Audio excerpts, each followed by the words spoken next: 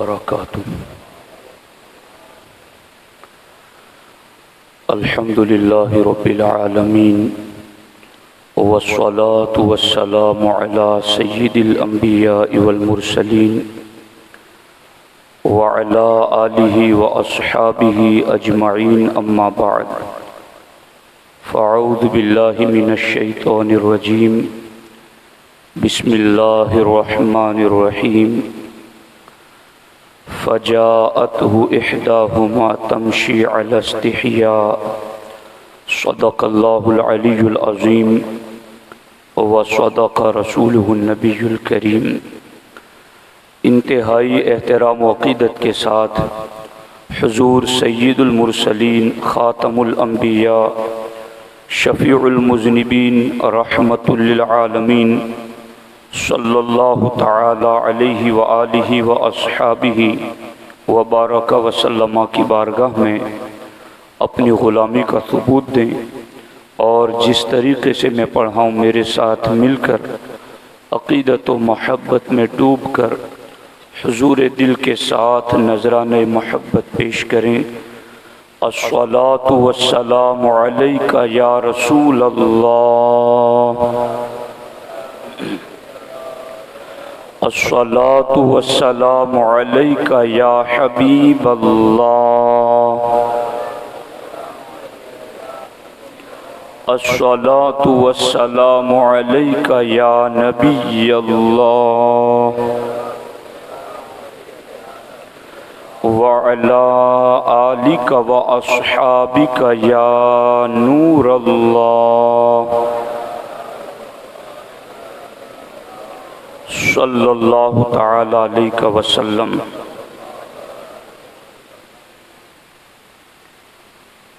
دوستان محترم، حیا اور پردے کے حوالے سے چند ضروری باتیں آپ کی خدمت میں عرض کرنا چاہتا ہوں۔ قرآن مجید کے 20ویں پارے میں سورۃ القصص میں اللہ رب العزت نے اس چیز کو ذکر فرمایا کہ حضرت موسیٰ علیہ السلام جب مدین کی طرف ہجرت کر کے تشریف لائے تو وہاں ایک کنویں پر آپ نے لوگوں کو گروہ در گروہ اپنے جانوروں کو پانی پلاتے ہوئے دیکھا۔ حضرت موسیٰ علیہ السلام نے وہاں دیکھا، وجد من دونہم امرأتین تذودان، حضرت موسیٰ علیہ السلام نے دو عورتوں کو بھی وہاں دیکھا۔ قال ما خطبکما، حضرت موسیٰ علیہ السلام نے ان سے کہا کہ تم دونوں کا کیا حال ہے؟ قالتا لا نسقی حتی یصدر الرعاء، تو وہ دونوں بولی کہ ہم پانی نہیں پلاتے جب تک سب چرواہے پلا کر اپنے جانور پھیر نہ لے جائیں۔ یعنی یہ دونوں بچیاں اتنی پاک باز اور باحیا تھی کہ جب تک چرواہے اس کنویں کے قریب اپنے جانوروں کو پلاتے رہیں گے ہم دور کھڑی رہیں گی تاکہ یہ چلے جائیں، تو اس کے بعد ہم وہاں جا کر اپنے جانوروں کو سیراب کریں اور اپنے مٹکوں کو بھر لیں۔ تو حضرت موسیٰ علیہ السلام نے فَسَقَا لَهُمَا، تو موسیٰ علیہ السلام نے ان دونوں کے جانوروں کو پانی پلا دیا۔ ثم تولی الی الظل، پھر آپ ان دونوں بچیوں کو پانی بھرنے کے بعد درخت کے سائے میں چلے گئے۔ جب دونوں بچیاں گھر پلٹی تو وہ اللہ کے جلیل القدر پیغمبر حضرت شعیب علیہ السلام کی دو بیٹیاں تھیں۔ روزانہ جاتی تو دیر لگتی، آج جلد گئی جلد واپس آ گئی۔ تو حضرت شعیب علیہ السلام نے ان سے پوچھا کہ بیٹیاں اتنی جلدی آج پانی بھر کے کیسے واپس آ گئی؟ تو اللہ نے ان کا جو انداز قرآن میں ذکر کیا، ان دونوں بیٹیوں نے اپنے والد بزرگوار سے کہا کہ ایک نوجوان تھا جس نے ہمارے مٹکوں میں پانی بھر دیا، اس لیے ہم جلدی واپس آ گئی۔ تو حضرت شعیب علیہ السلام نے اپنی دونوں بیٹیوں میں سے ایک بیٹی کو کہا کہ آپ جاؤ اور اس شخص کو بلا کر لاؤ۔ بیٹی نے کہا تھا ابا جی اگر آپ کسی کو کام پر اجرت دینا چاہیں تو انہیں تو ضرور دینی چاہیے، کہ انہوں نے کام بھی کیا اور بڑی پاکیزگی سے کیا۔ اب جب شعیب علیہ السلام نے اس بیٹی کو روانہ کیا موسیٰ علیہ السلام کو بھیجنے کے لیے، موسیٰ علیہ السلام کے پاس آ کر حضرت صفورہ نے کہا کہ ہمارے والد بزرگوار آپ کو طلب کر رہے ہیں۔ تو جب حضرت موسیٰ ان کے ساتھ چلنے لگے تو حضرت موسیٰ نے ارشاد فرمایا، جب وہ بیٹی حضرت موسیٰ سے مخاطب ہوئی تو اس نے اپنی آستین سے اپنے چہرے پر حجاب کر لیا اور اپنے چہرے کو ڈھانپ کر کے موسیٰ علیہ السلام سے کہا تھا کہ آپ کو ہمارے والد صاحب بلا رہے گے۔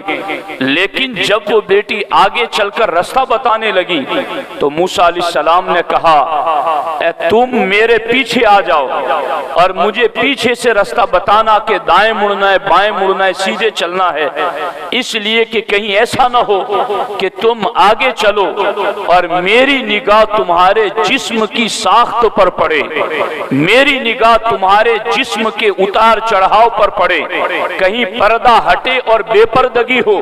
نہیں نہیں، جب تم ایک حیادار عورت ہو تو پھر میں تو جلیل القدر پیغمبر ہوں، تمہاری حیا کی حفاظت میری ذمہ داری ہے، تم میرے پیچھے چلو اور مجھے پیچھے سے بتانا کہ کدھر مڑنا ہے۔ جب وہ بیٹی حیا کے انداز میں چلی تو رب کو اس کے انداز پر بھی پیار آ گیا۔ رب نے اس حیادار بیٹی کے چلنے کے انداز کو بھی قرآن میں ذکر کیا۔ رب فرماتا ہے فَجَاءَتْهُ إِحْدَاهُمَا تَمْشِي عَلَى اسْتِحْيَاءٍ، تو ان دونوں میں سے ایک بیٹی حضرت موسیٰ کے پاس حیا کے ساتھ چلتی ہوئی آئی، شرم کے ساتھ چلتی ہوئی آئی۔ تو دوستو قرآن کا فلسفہ یہ ہے کہ الایمان والحیاء قرناء جمیعا، کہ ایمان اور حیا یہ دونوں ہمیشہ ساتھ ساتھ رہتے ہیں، ان دونوں کا ایک دوسرے کے ساتھ لازم و ملزوم کا رشتہ ہے۔ جس طرح سورج کے ساتھ چمک لازم ہے، جس طرح چاند کے ساتھ چمکنا لازم ہے، جس طرح دن کے ساتھ اجالا لازم ہے، جس طرح رات کے ساتھ اندھیرا لازم ہے، جس طرح پھول کے ساتھ مہکنا لازم ہے، یوں ہی مومن کے ساتھ حیا لازم ہے۔ جہاں مومن ہوگا وہاں حیا ہوگی اور جہاں حیا ہوگی وہاں ایمان ہوگا۔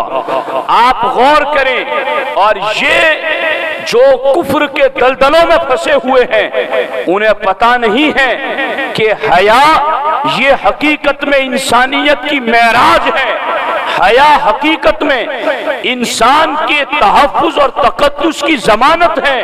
اس سلسلے میں احادیث طیبہ کا خلاصہ آپ کی خدمت میں عرض کرنا چاہتا ہوں۔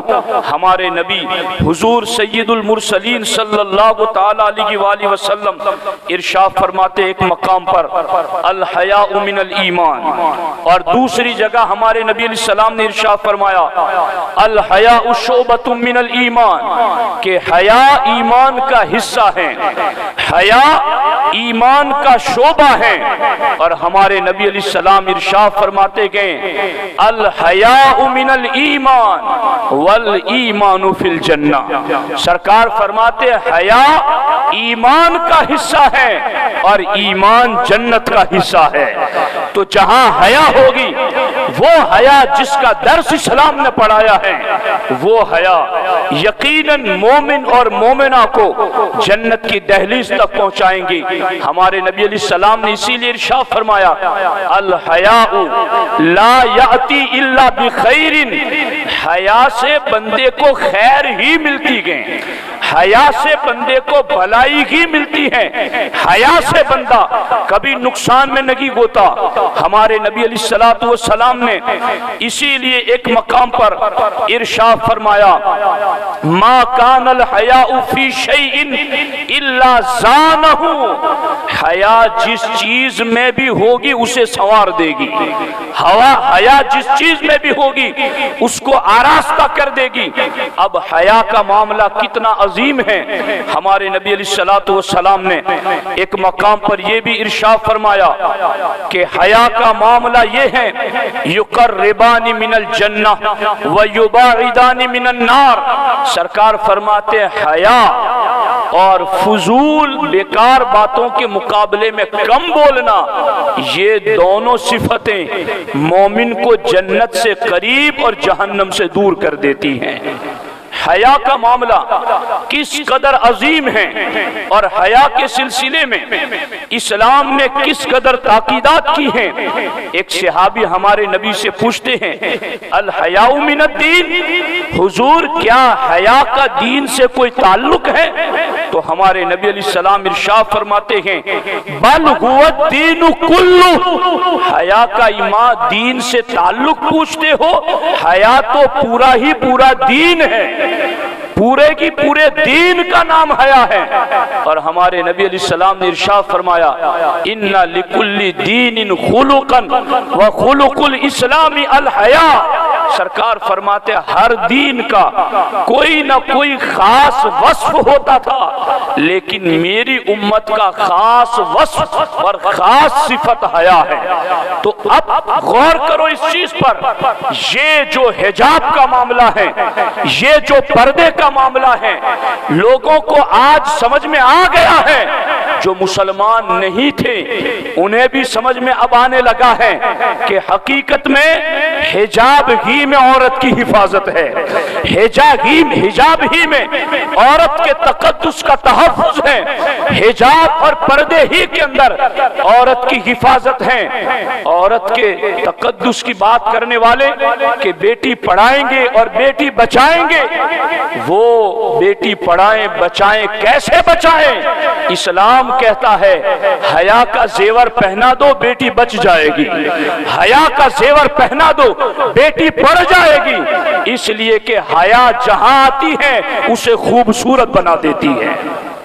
اب دیکھو یہاں پر اگر ایک حیا نکل جائے تو ایک حیا کا وصف کسی سے نکل جائے تو وہ گرتے گرتے کہاں جا کے ٹھہرتا ہے۔ میں حدیث پاک پڑھ رہا ہوں آپ کے سامنے، ہمارے نبی حضور سید المرسلین صلی اللہ تعالی علیہ وآلہ وسلم ارشاد فرماتے ہیں اذا اراد ان اللہ تعالی اذا اراد ان یہلک عبدا نزع منہ الحیا، ہمارے نبی علیہ السلام ارشاد فرماتے ہیں کہ جب اللہ کسی کو ہلاک کرنا چاہتا ہے نزع منہ الحیا، تو اللہ اس سے حیا کو نکال لیتا ہے۔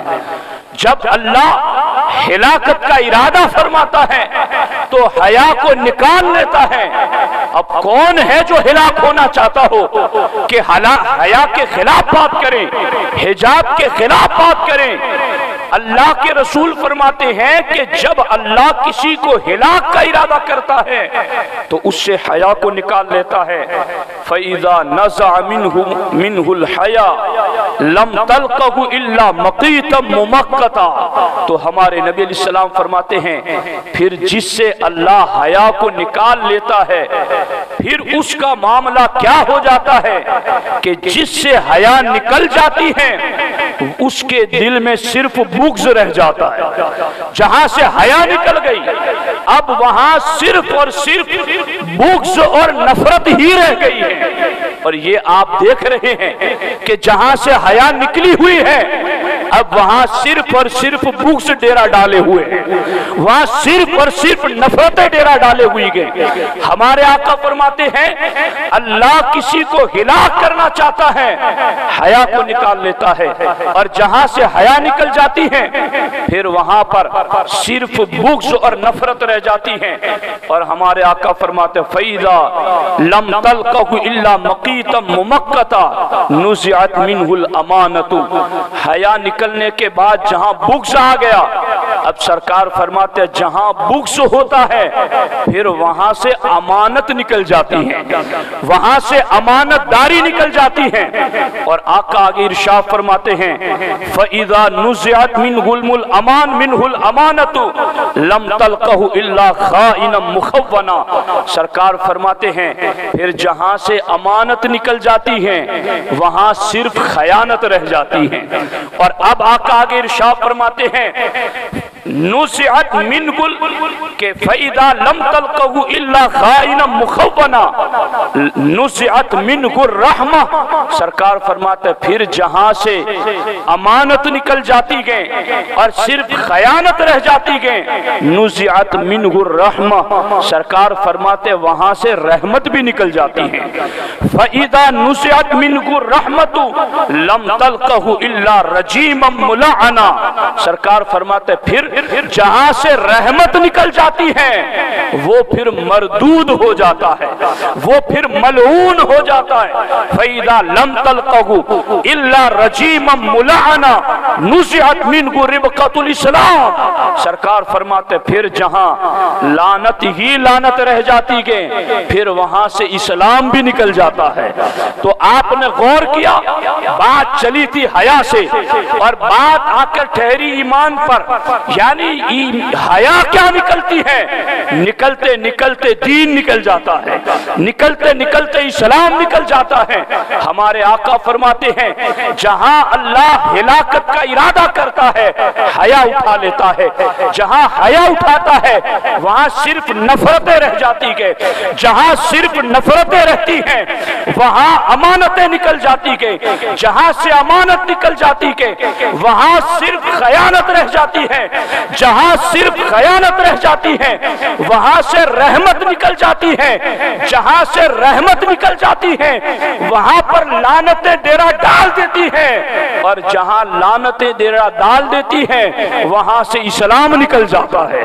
تو ایک حیا نکل جاتی ہے تو بندہ امانت سے بھی روگردان ہو جاتا ہے، دیانت سے بھی دور ہو جاتا ہے، وہ پھر شیطان کے پنجوں میں اس قدر لعنتوں میں گرفتار ہو جاتا ہے کہ آگے پھر اس سے اسلام کا پٹا ہی نکل جاتا ہے۔